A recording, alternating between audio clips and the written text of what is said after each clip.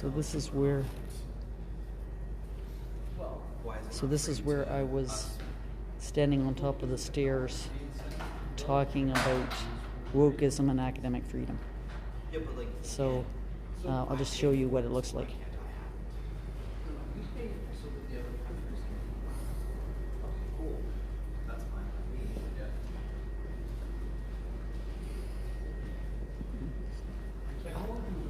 So when I was here in 2023, I stood up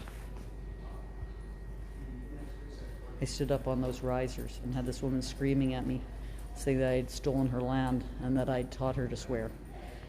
Anyway, so I think we're going to be heading back. I tried to be in touch with Tony, and he was not answering, so he's somewhere around. We were in the atrium. I remember walking down this hallway when we were here on February 1st, 2023. And I don't know where the bunker was. I think we walked down. There was a bunker. They gave me safe passage. I walked down this hallway. And then there was a bunker that Kathy Drake, myself, and Albert, and a few journalists were put into. But I just want to find it. I don't think that was there. Let's look and see if there's a... Anyway, we're still on the hunt for Tony Hall. I want to do the Spectrum Street epistemology session. I don't know where this bunker is.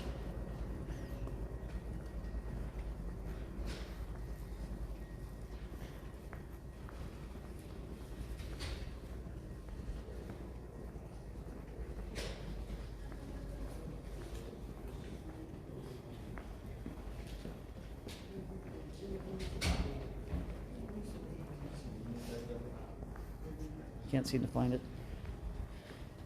I don't know where it was, but it was somewhere along this hallway because I remember them escorting us along this area, and then we went into this hallway, and then this is the area.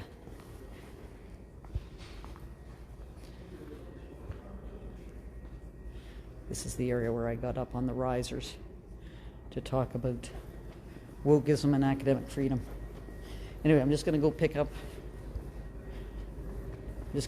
Albert Howard, and then we're going to go back to the atrium and then lay down the mats if Tony's there, but he hasn't called, so I'm not sure what's going to happen. I did put in a phone call, but he wasn't there.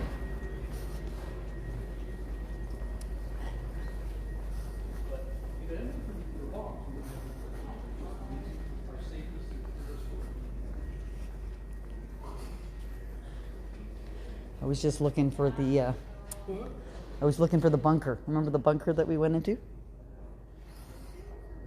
3 years ago? Kathy was there, you were there, there's a few journalists that were in there. What? There was a few journalists that were in there. And we had an interview, and the police stayed with us until everything calmed down. Yeah. Anyway. Okay, so I think we'll head back to that atrium area. Okay, wait a minute. Okay.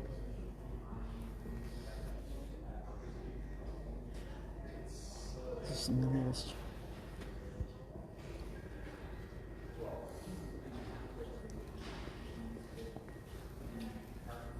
This is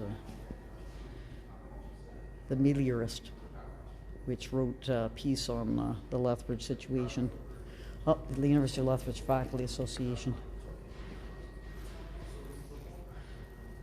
And I'm not sure if people remember the University of Lethbridge Faculty Association, but it's an unbelievably woke faculty association. And when I was supposed to come and talk at the University of Lethbridge, they put out a notice saying, how to protect people from harmful ideas. When what they did was they gave a signal to the administration that they would not fight any of the censorious acts that were to take place on February 1st, 2023.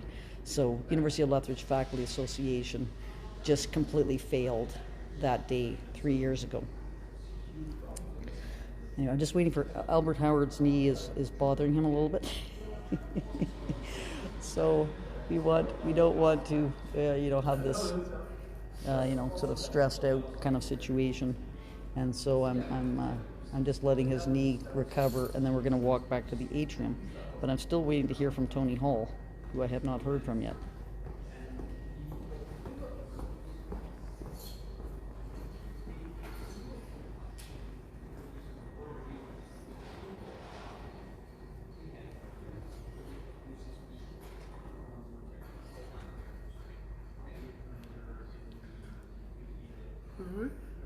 Ready to go?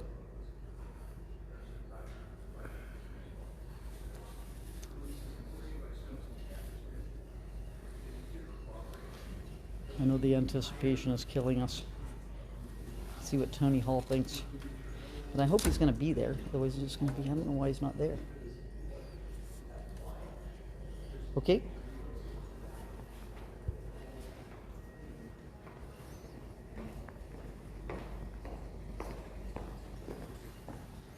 Back here, moving on. Where's Tony? Sorry, dear, I'm going too fast.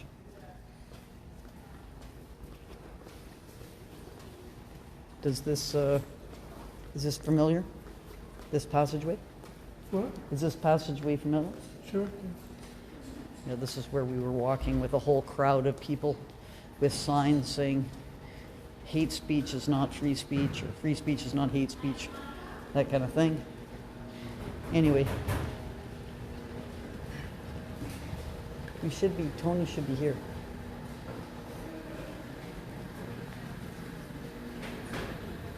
Oh, here's these screens. Black History Month. Call for submissions. International Women's Day Leadership Conference. There you are. We're the first ones. Excellent. We're rolling, Welcome Tony. to the University of Lethbridge. Here's Tony Hall. Have a good visit this time around. It's much different. It's very, very different than it was last time. Yeah. Well, So- last time there were like literally hundreds of people jammed into this area, I know. calling you down in very clear ways. Residential school denier was the slogan, was Yep. the all-explanatory everything. Yep. And I hope today to be able to talk about, civility in universities, and it's not like a normal place. It's not like going to the mall or going to a football game. Yes, we love free expression. We want free expression, but within the current constraints of civility, of collegiality. Yep. To know how to agree to disagree with dignity, Yep. with poise, with mutual respect. That's what we want to get into. Okay. Well, let's go lay down the mats. Tony, you're going to the washroom? Okay. So Tony's going to go to the washroom. Here's Albert Howard. We're going to be talking about the question. Oh, do you want to just turn the sign up, right side up, Albert? Nope. See here, we're going to see what is consent. These are the kinds of things that they have.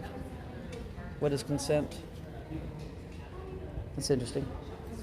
So, Albert, do you want to turn that sign right side up? The genocide sign? Do you want to turn it right side up?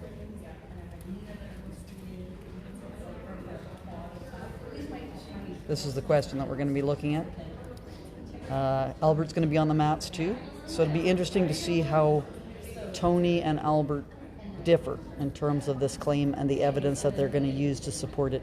I have no idea what Tony's position is on this question now, although he did have the position in 2018, which was that the residential schools were genocidal, and it's in an article in Genocide Studies, which I have a copy of in my backpack.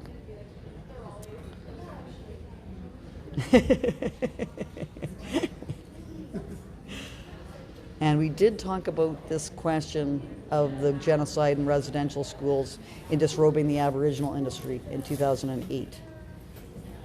We mentioned it briefly in disrobing the Aboriginal industry. We said that it seemed like a bit of a hysterical claim to claim that the residential schools were genocidal, which was made by Roland Christian and Sherry Young in a book called The Circle Game, and that was what we cited here. Anyway, we're still waiting for Tony. So, any thoughts, Albert, about University of Lethbridge?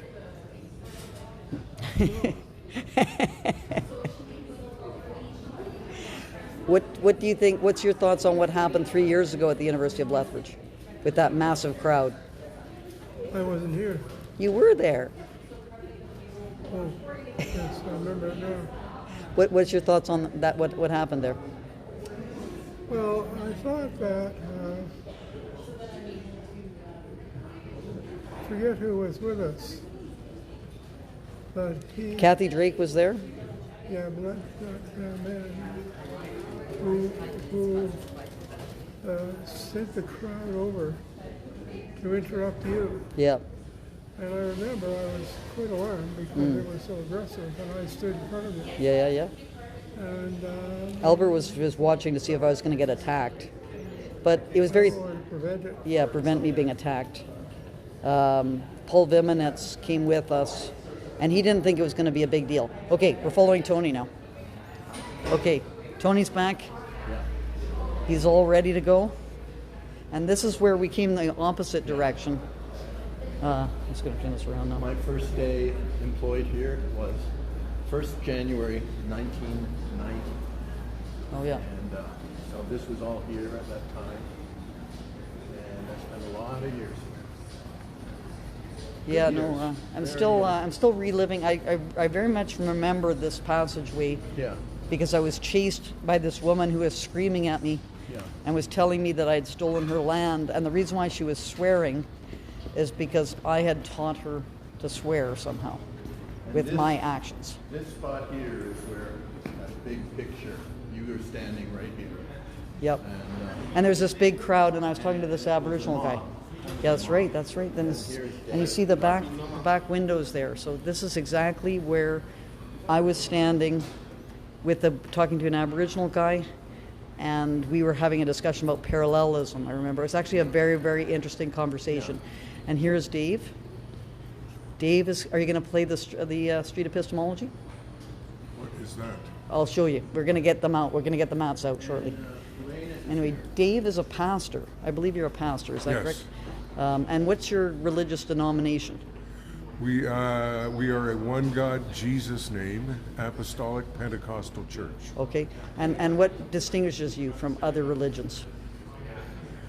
We believe in the new birth, Okay. being born again of the water through baptism in the name of Jesus Christ. Okay. And being born again of the Spirit through receiving the gift of the Holy Ghost. Okay. And do you believe Jesus was the Son of God? Yes. You do. And why do you believe that? The Bible tells me so. Okay. Do you believe everything in the Bible? Yes. Okay. And so if the Bible said kill all group X, would you do that?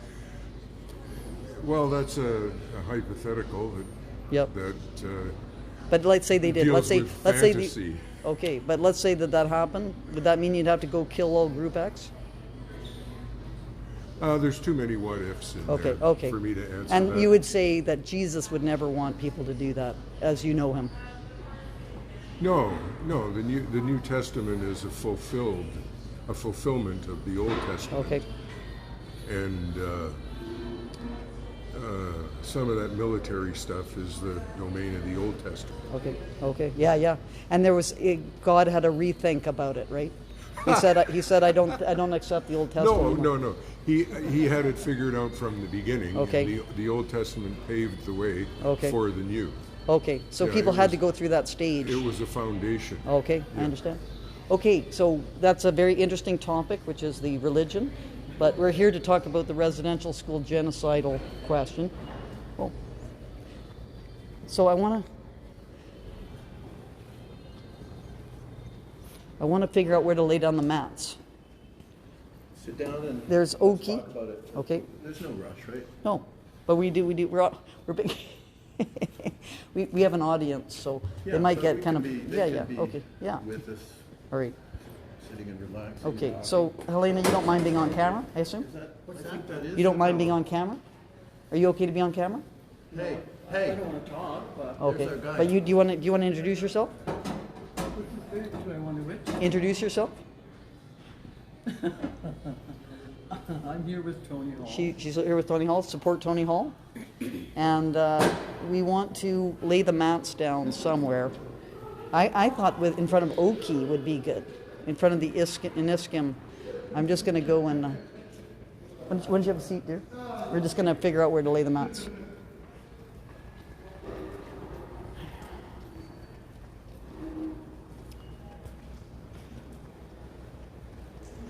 So this is an Iniskim here.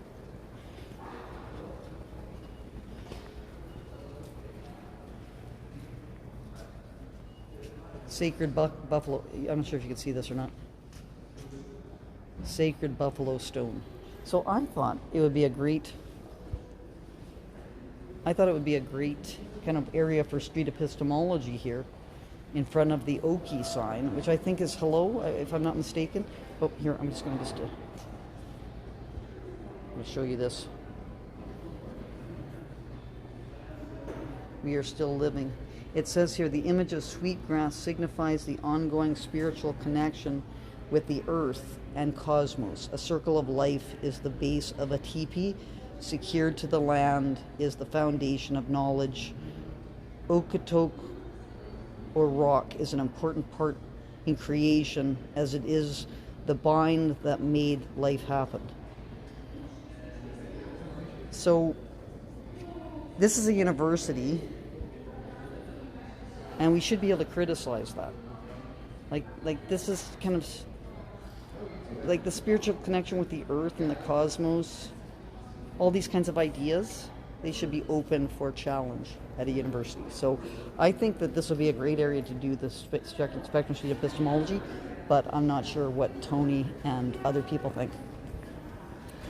But anyway, Tony wants to talk about this, so I'm going back over to this table. We'll have a bit of a discussion. I think that's going to be what happens. What's that? Did you see his response? No. He was there yesterday. The student. Oh yeah. He was walking around. There was folks there, and I saw him, and it looked like he said he was going to come today. Yep. And so I was going to alert him we're here. Okay. And he looked at me. He pulled up his hoodie. He hid his face, and he ran straight for the door across the room here. Wow. And so do you think he just doesn't want to be identified because he's afraid? He said yesterday that Francis? Yes. I'm just going to be floating around. Do you mind if I take photos as No. things go on? Yeah. No. Who are Perfect. Thank for you. Excellent. what photos? Just for yourself? Just for myself. Oh, Yeah. Yeah, you betcha. I'm not selling them or anything. No, no, no. Yeah. But It's if good to you are, capture but them. just so we know, like, Yeah. if you are shooting for, No, I'm not a publication or anything Yeah.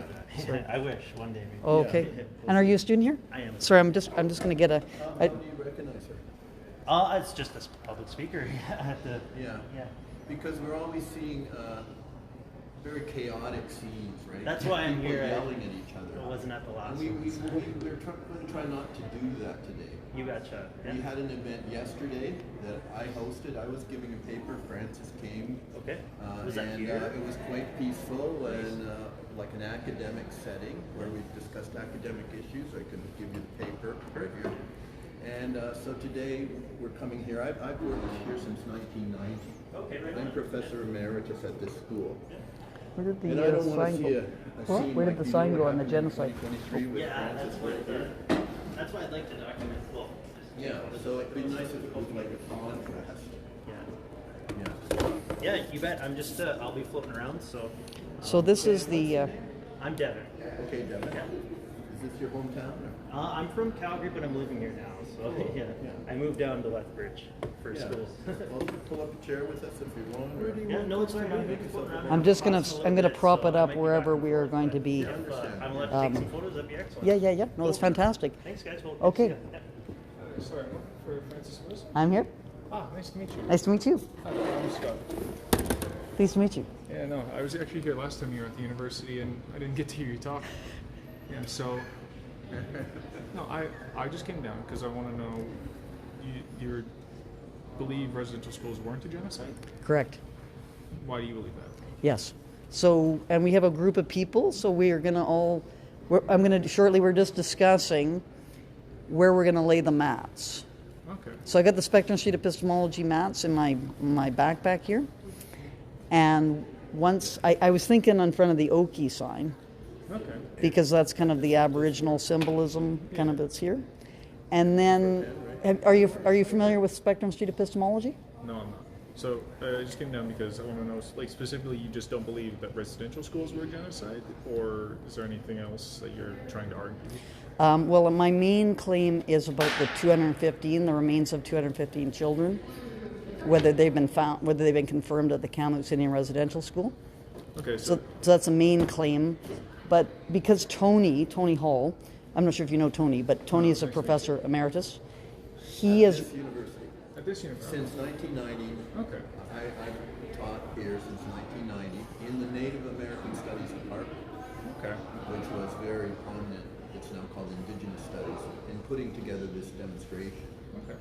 And I felt badly for my former department that this is not really seemly. Like, even if you disagree with her and you think she's dead wrong, she is a certified academic person, written books and such. And to say we just are going to try to shut you up and not hear you, rather than hear another side of the story, and then people have a chance to hear the dialogue. That really was very serious. It was almost like a model, a caricature of being mobbed by like Salem witch trials or something. Yeah, no, I don't think you got a fair hearing last time you were here. Yes. Well, and it's much more serious. Like, this is happening at all over universities. Universities really aren't very open places for good discussion. That's why we have them. Yeah. So, as a senior academic, I'm want to make a stand for, we've got to improve our conduct as educators and Yep. show an example, not lead the way to a kind of divisive mob style rule. And that's right in front of Tony there, that article, Genocide Studies International. Tony is arguing in that the residential schools were genocidal. So we're hoping to get Tony to. I'm not sure. Tony, do you still? Since you could focus in on Yeah, that, yeah, because yeah. this is being live streamed. Oh, It is. okay. Yeah, But this is what they call a peer-reviewed academic paper. Yep. And so you know about peer reviewing, that I don't know the process, but I know what it is. Yeah. well, peers, people who are expert in their field, read it. This is published at the University of Toronto Press. And anyway, so this would say that I, can say I'm an expert on the residential school question, because I've written a peer-reviewed article on it. And I'm a university professor, professor emeritus. So I'm here to sort of argue with Francis a little bit. Like, I do think the residential schools So the larger framework within which those schools existed had a genocidal element in the period after 1948, because the Genocide Convention came into being in 1948. It was one of the first real international laws passed by the United Nations. And there's a very short definition of what genocide actually is. And there's 5 points, and the 5th point says forcibly transferring the children of one group to another group. Yep. And Francis has sort of told me, well, that sort of happened, but sometimes it wasn't exactly that cut and dry. But I think there's evidence that after 1948, that was still going on. The residential schools were still going on until 1960. All that would say is, really, this belongs in an international venue. This isn't just a domestic political issue, and we see the Genocide Convention as much in discussion now, because the International Court of Justice actually said the government of Israel has to face charges that they are committing genocide. And it's the first live stream genocide in history, and it doesn't take too much highbrow theorizing to say, yeah, people are really being killed on a mass scale through all kinds of means. Okay. So, Tony, I'm going to lay out the mats because I have a limited amount of power on this phone, and I don't want to run out of power before we start doing the spectrum sheet epistemology. So what I propose is that I am going to lay out the mats in front of the Oki sign. I'm going to just watch you do it. Okay. I feel like you've invited me to Sure. take part, but Okay. as you set it up or explain it to Okay. people, Yep. since you did you come from somewhere else? Yeah, no, well, I was actually in class and the class ended. Oh. And I thought, just because I don't agree with this point, Okay. I'll come talk to you. Yeah. Because I want to know what makes you believe this. Yes, definitely. Okay. Well, if you can stick around a bit and let us know why you don't agree, because Yeah, I've worked Okay. soonish, Okay. but We're going to be. It'll be the highlights. Probably can be done in about half an hour. okay. So I'm going to take over I'm going to take over the mats and lay them down, and then I'm going to just explain to the audience. We've got about 600 people watching right now. Oh, fun. So Want to do it right in the Well, center? two of them are my classmates. I want to do it in front of that Oki sign, which is about the spiritual connection to the land and the sweet grass being a particular thing. What else here? So you're at the university in well, I'm not really with the university. I'm retired. Oh, sorry. But I am with the university, and then I'm professor emeritus. So I'm really with the university, but I'm not teaching classes. And this is Dave Charette, Pastor Dave. He's our pastor, actually. Elaine and mine. And this is Albert Do you have an Howard. office? Albert Howard is co-author of Disrobing the Aboriginal History. Okay. So and there's other books as well. That's a paper you wrote? Or a book you wrote? It's a book, yeah. It was published in 2008, And I asked him, and so we wrote a very, very short piece, I think it's 2 or 3 pages on the residential schools in Disrobing the Aboriginal Industry. All right. So I'm going to go and lay down the mats, and we'll see what happens. I'm just going to, or maybe I'm just trying to, I don't want to be that might be a little bit confrontational to lay it in front of the Okies. watching like they know. No, it's fine. You can I'm just trying to decide, Albert, I was wanting your opinion on this subject. So that sign, Oki,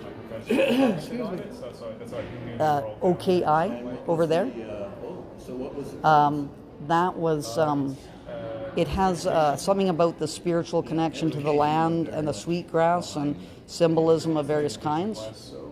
And I was thinking of laying the mats in front of that sign, There's big K. OKI. But I'm wondering if that's too confrontational, because it's like an Aboriginal symbolism thing. And I don't want to be confrontational here. I want to have a discussion. No, but it's there for everybody to see. Yeah. So I don't see why you shouldn't say it. You can't touch it No, or do anything to it. I was just going to put the mats down in front of it. Because I think personally, I think it's a good contrast. Like critical thinking versus spiritual beliefs, and basically encouraging people just to do that. Anyway, I'm going to go over there now. No one has to come. I'm just going to lay down these mats, and we'll see what happens. Maybe people will say I shouldn't be able to do that there or whatever. I think I was standing about right there, just by the chessboard, when there was the kind of like mob mentality last time she was here. live streaming, and I'm professor.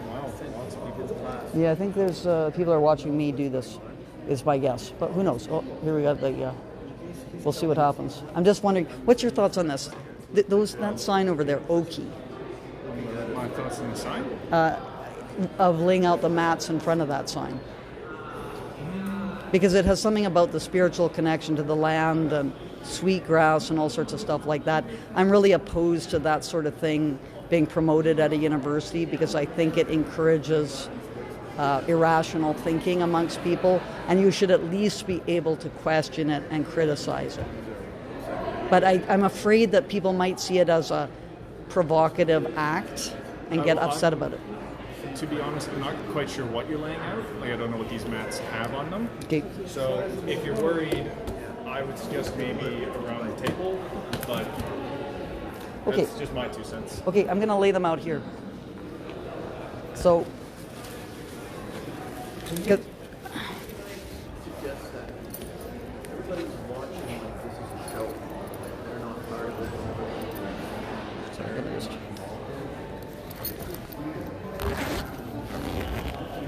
Mice in the lab, remove the container. This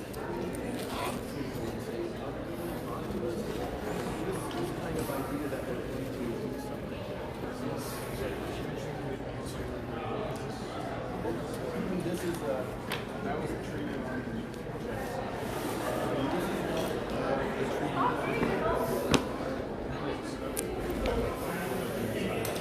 This is the article that I delivered, yes.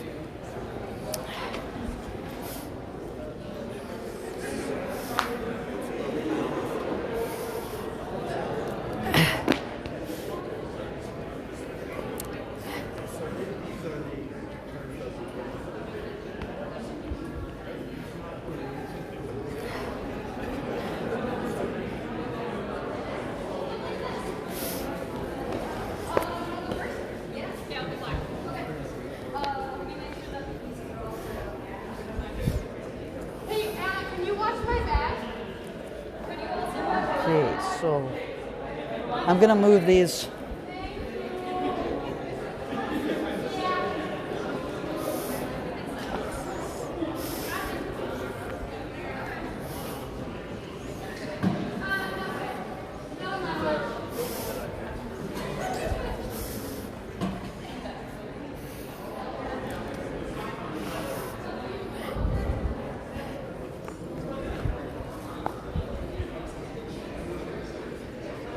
You know, I'm really excited to start my job with reconciliation at some point in the first year.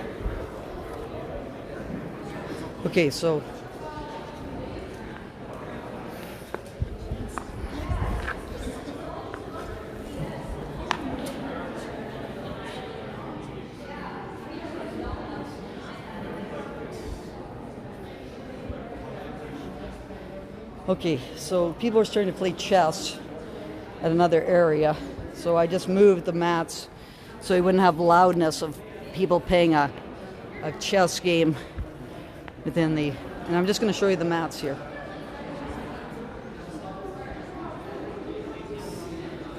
Okay, so I'm laying out the mats.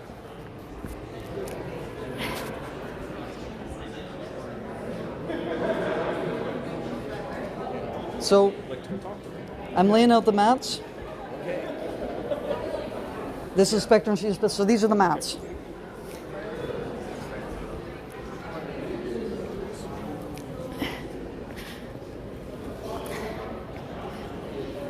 And Is this meant to be like a debate, or it's not meant to be a debate. okay. It's meant to be, so the claim that I just had on that sign was residential school genocide. So the claim is the residential schools were genocidal. That's the claim. And you're disagreeing with that claim? I would disagree. I'm right now trying to facilitate it. So if I were involved with this exercise,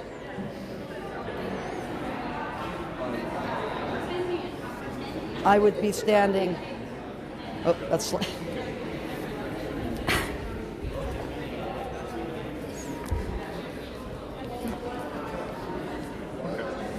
Sorry, I'm just trying to get the mats. What you have with this is you go from the strongly agree over to a spectrum of neutral, over to a spectrum of strongly disagree. And what you're trying to do with this kind of exercise is, let's say would be my, this would be my position, is I would be on the strongly disagree for the claim about the genocide claim. And I would be asked, if I was going to be there, as to why I was so certain. So this is a high degree. This is a high degree of certainty, and that's a high degree of certainty. Whereas this is, which is the neutral. I don't really know anything about this claim.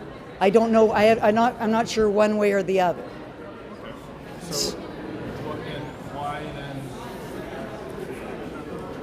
crazy or anything, but why then do you believe that the Indian residential schools were not a genocide? Why do you believe they're not a genocide? So if I were going to be standing there, which I would, that would be my true opinion. Okay. Because the definition of genocide is the intent to destroy a group. Okay. And I do not believe that the residential schools were an intent to destroy Aboriginal peoples.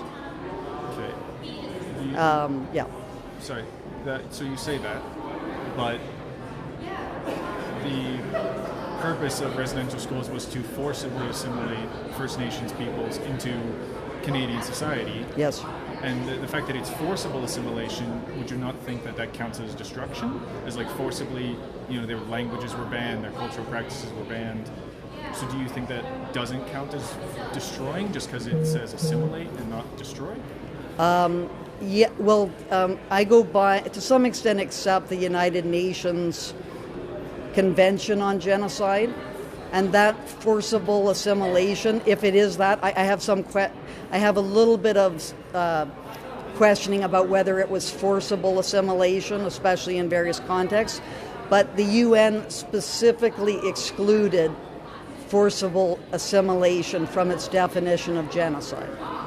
Okay, so if it's the UN, so is it just the UN term or the UN definition that you're disagreeing with? Because it says, just because the UN doesn't count forcible assimilation as genocide, so you're saying, sorry, I'm trying to... Yeah, so you're saying because the United Nations condition of genocide or definition of genocide does not count forcible assimilation, that what happened at the residential schools was not genocide? I would have a bit more of a philosophical take on it. Like, I don't think we should have to go by the UN definition. If like the question is that really a good definition or not? Okay. But I don't think, my view is that I don't think the word genocide should include assimilation, because assimilation is always what happens. Sorry, excuse me, can I ask who the picture's for? Oh, it's just personal. I'm just taking photos of everything that's going on. Is that okay? You want me to delete it? Yeah, I can delete it. Sorry, I just don't know who you are or why you're taking pictures. Okay. Yeah, no. Please and thank you. Sorry. I think he's just doing it for his own kind of project. I just seen a guy taking pictures of me, and I'm like, excuse me. Sorry. He did come up to me beforehand, and so he was pre-vetted. Sorry. But it's like, from my position as a public space, so it's all good. So my idea is that if genocide is going to be a meaningful term, it's generally talking about the destruction, the physical destruction of people, not cultural kinds of combating. So, for example, you mentioned the potlatch. This is a good example of this. We had some cultural features of Aboriginal groups, the potlatch being one of them, and the Sundance being another, which were the authorities were wanting to manage in various ways. The potlatch, because it caused impoverishment of certain Aboriginal groups that were less powerful, and they actually asked the government to ban the potlatch because it was impoverishing them, because what the potlatch is it's a forced gift. So if someone gives you something, you have to give back the same. So it was causing all sorts of problems for the Aboriginal groups. And the Sundance was a ceremony where hooks were put on people's skin to rip flesh, and this was thought to be a practice that was very destructive to the people. So you say that some groups asked the government to ban it. Do you? Yes. Which groups were those? There were 4 groups in British Columbia. I don't remember the names specifically of which ones, but there's a letter to Israel Wood Powell, who was the Indian and Northern Affairs Commission, or he was a head authority in Indian affairs in British Columbia. What was his name? Israel Wood Powell. He received this letter from these groups. Okay.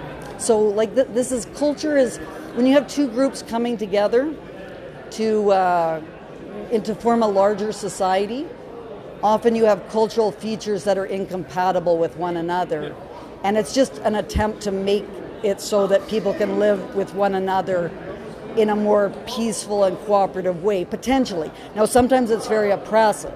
Yeah. And it's done just to, but in the case of Aboriginal groups, there were a lot of problems with the meeting of culture. So I really don't think that it's equivalent to compare that kind of problem with what we saw in Rwanda or the Holocaust or Bosnia, or when you actually had people trying to exterminate people or engage in practices which were actively trying to destroy a group. So did you start, just in terms of your own position here, when you started, were you on the strongly agree? I would say I strongly agree because, well, it might not have been murder through the use of guns or weapons or things that, say, like the Nazis used. I believe that the wider policy of Canada could be called, the wider policy of the Canadian government towards Indigenous peoples can be called a genocide because I believe it was Johnny MacDonald who said, kill the Indian, save the man, something like that. There is, from what I understand, there's evidence, and some evidence I've seen that Johnny MacDonald, when First Nations groups were forced onto reserves, there was intentional starvation, with the most famous case being, I can't remember his name, an Indian agent called a group of First Nations to the storehouse, said April Fools turned them away with nothing when he was supposed to provide them food. Yeah. So, and that's the most extreme case I know of. But I also think, in tandem with that, taking away children forcibly, with the threat of jail time or fines, and banning cultural practices, banning languages, with the intent of eliminating First Nations cultures. I believe that all these three things together do count as a genocide. Okay. Because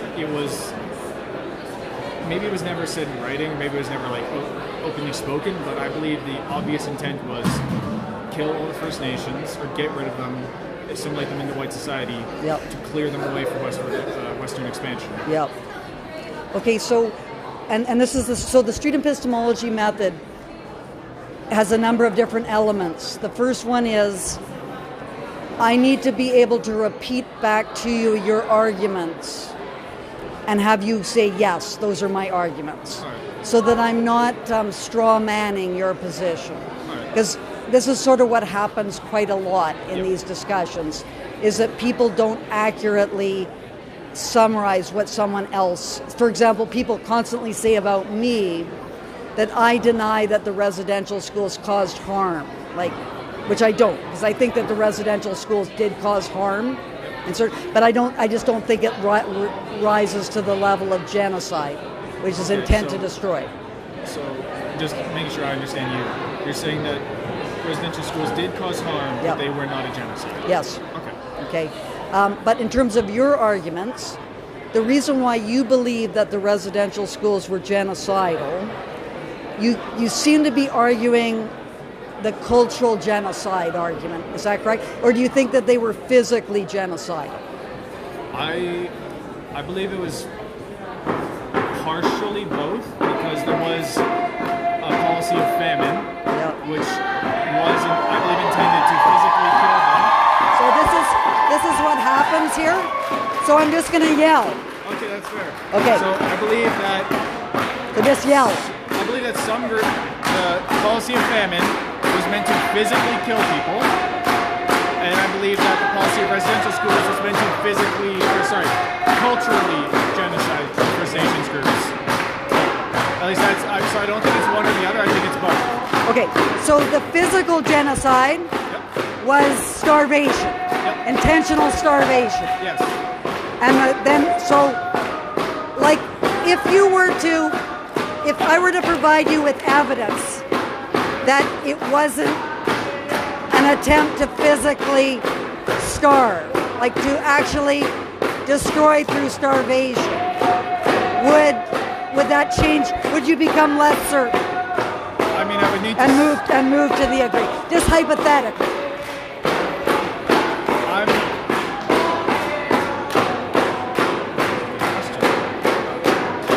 I would have to see it first, but if from everything I've seen, starvation was intentional. So if there's a piece of evidence I haven't seen that says that starvation was not intentional, it was just a famine, which happens sometimes. Yeah, I'd be willing to change my opinion on the physical side, or the physical genocide part. So, and that's kind of what we're trying to do here, is that evidence is often uncertain. Like John A. MacDonald, him saying certain things. First of all, did he say them? And two, he might have said those things, but he might have said other things that would have contradicted him saying that. And if that were the case, would that mean that you would, if you found, for example, that John A. MacDonald said some things that would contradict his more culturally genocidal, because like the physical starvation, I don't think he was trying to physically kill them. He was, my understanding was, and it's from Dashak's Clearing the Plains, they wanted to get them into a centralized location. So they said, don't give them their relief payments in this area, move them here so they'd be more easily managed. Okay. So if that were the case, would you move from the strongly agree to the agree? Yes, I'd say I'm willing to change my opinion. Maybe on a technical level there wasn't a genocide. Maybe I'm wrong. No. But I don't think I'd ever go beyond the point to say that there was not mountains of evidence of malintent and maybe not genocidal, but at the very least destructive policies placed in opposition to First Nations groups. Does that make sense? Sorry, can you just repeat that? So, with talking to the physical genocide starvation, everything I understand about it says that it was intentional. They purposely withheld food because they're trying to either kill off First Nations groups or move them. But do you see those two things as the same? Killing off and moving? No, obviously, moving a group and killing them, not the same. Yeah. But I believe that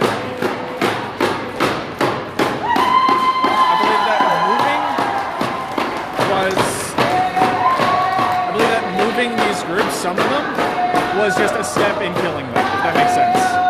Okay, physically or culturally? Physically. So moving them was to kill them? I believe that, yes. In some, Why do you believe that? Because if you, so let's take like nomadic groups on the plains.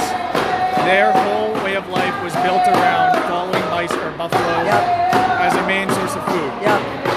They were told, paraphrasing obviously, they have to move to this location because of treaties. They have to practice Western styles of farming.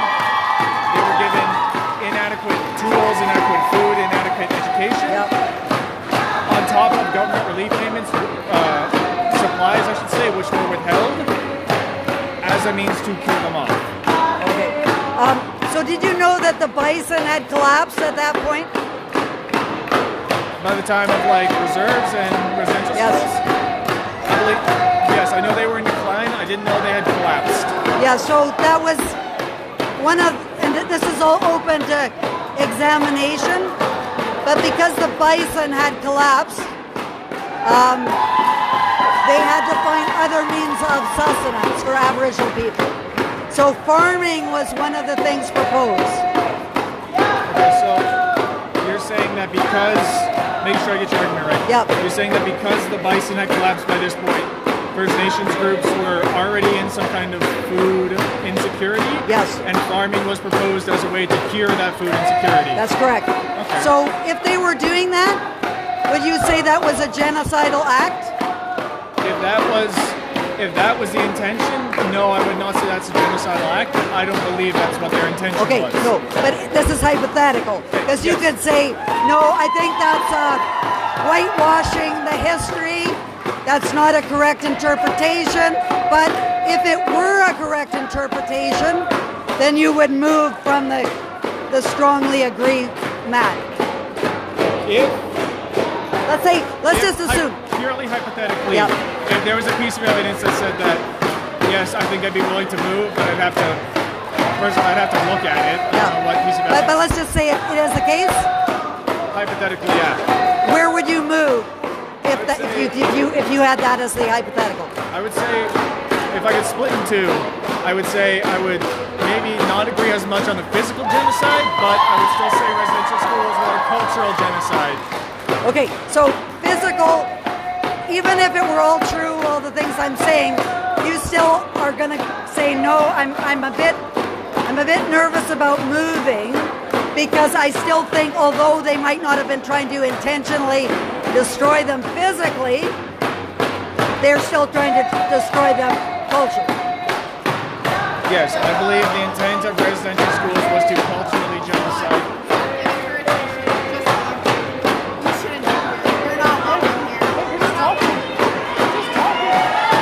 So, what do you think about that? What do you think about what's happening here? I feel like there's a lot of eyes on me right now because I'm the only one who's talking to you. It's also very loud and the sun's in my eye. Do you think people are trying to stop us from talking? Yeah, when I'm beating a drum, I say they don't want to hear what you have to say. Again, I don't agree with you very much on very many points, but I think they're just trying to shut you up.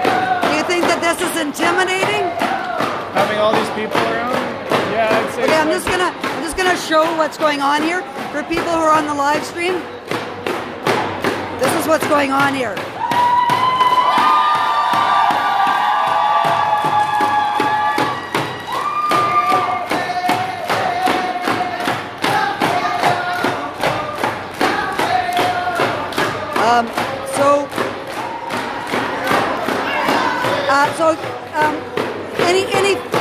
You probably have to go, or you want to stay around, or what's your thoughts? I have to go in a little bit, yes. I have work soon. Other comments you would like to make?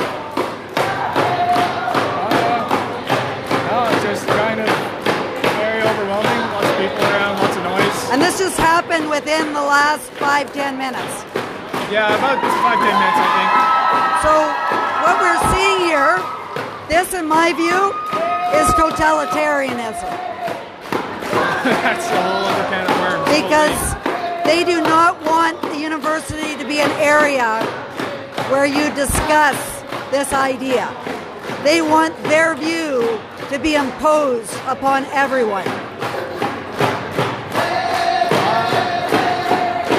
I don't know about they, but I'd say this is fairly spontaneous, I think it's lots of students who just disagree with you, don't want to talk to you.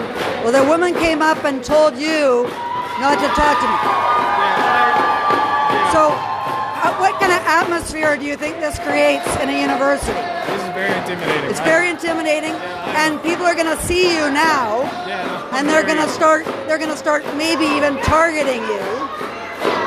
I think that this is what the University of Lethbridge has created. President Mon, when he did not give a messaging to these indigenization activists that this was unacceptable behavior at a university, he enabled this and encouraged this to happen. So what I do in this case, I just stay here until they calm down. I would say good luck to you. Thank you for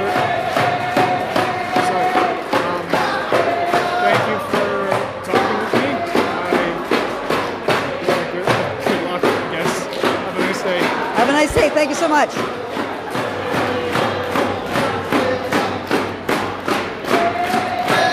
Okay, so just to give people a recap, a very nice man, a student, came up and talked to me. He wanted to see what spectrum sheet epistemology was all about. And this group formed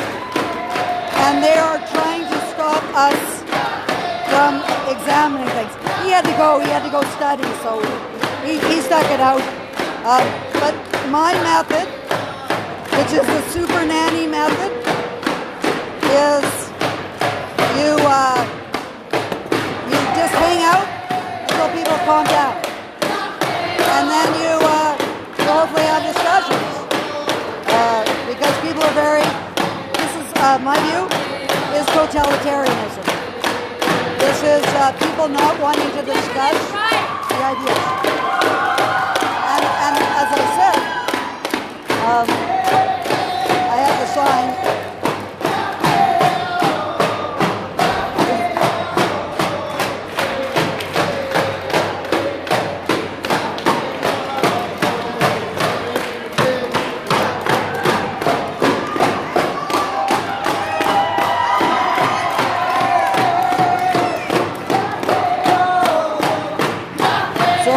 Showing them the sign.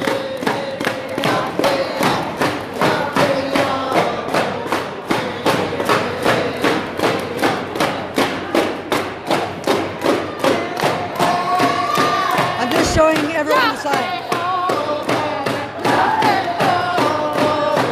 So it's good to be back at Lethbridge. This is kind of what they do at English at Lethbridge. They're encouraged to be totalitarians. They don't want to discuss the issue.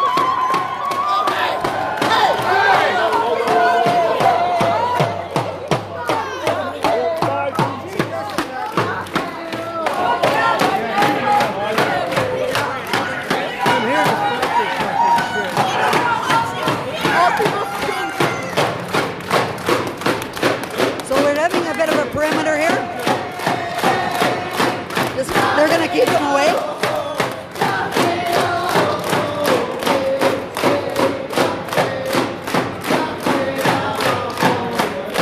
So they got the security? Okay, so we're gonna play this game. We're gonna do it. Yeah, here you go. We're on it. I know. They're having a temper tantrum. And the idea is to not let them win. Where's Tony? Where's Tony? So we got security here.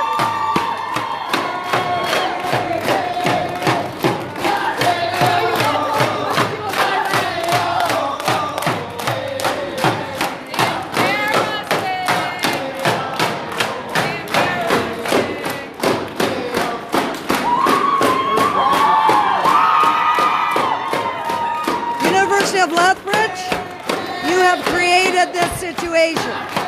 That's what you have done. You are not an academic institution. Yes, we are, baby! You're not an academic institution. Get out of here! You cannot discuss this question. Get out! You are unable to discuss it. I cannot help! University of Lethbridge, this is what you have done. This is what you have done, President of the University of Lethbridge. You cannot have students discuss an academic question. That's what you have done.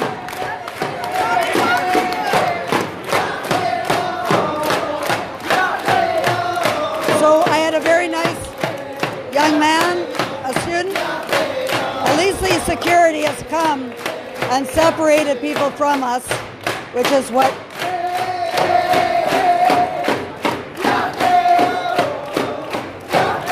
this is the question. This is a fundamental question.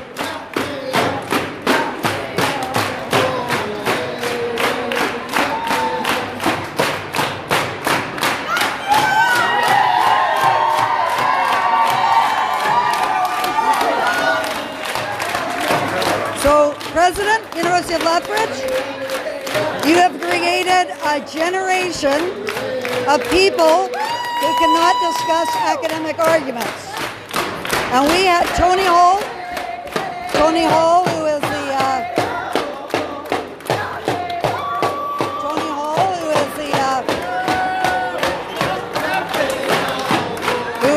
thinks that the residential schools were genocidal. We were going to hear what he had to say. But because these people, these students, from here. They're banging a drum in this guy's ear. So that's assault. That's assault to be banging a drum that loudly. If this person cannot discuss ideas, they are complete totalitarian. And that's what you get. That's what you get at the University of Lethbridge. You are not able to create young people who can examine ideas because you have so much indoctrinated them that they cannot listen to an alternative point of view. And the whole point here was for Tony to be able to put forth his arguments. Dave, where has Tony gone? I don't know. I need it. Can you get him? Pardon? I want to play this game with him now. Okay, I'll look for it. I'm going to get Tony here. We're going to play this game now. We're going to get Tony out.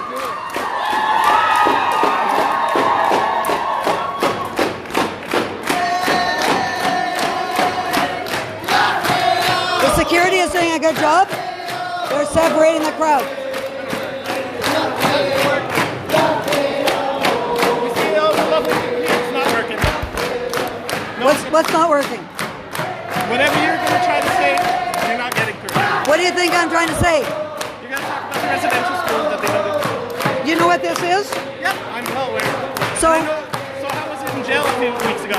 Where you got arrested? yep. You want to have that again? 'Cause I don't care. I know you don't. That's what You're making all these people know that you won't. You don't want it. it won't work. Oh, it's not working for you. It's not work. I'm here. Yeah, but yeah, it's not. I'm not going anywhere. You're not welcome.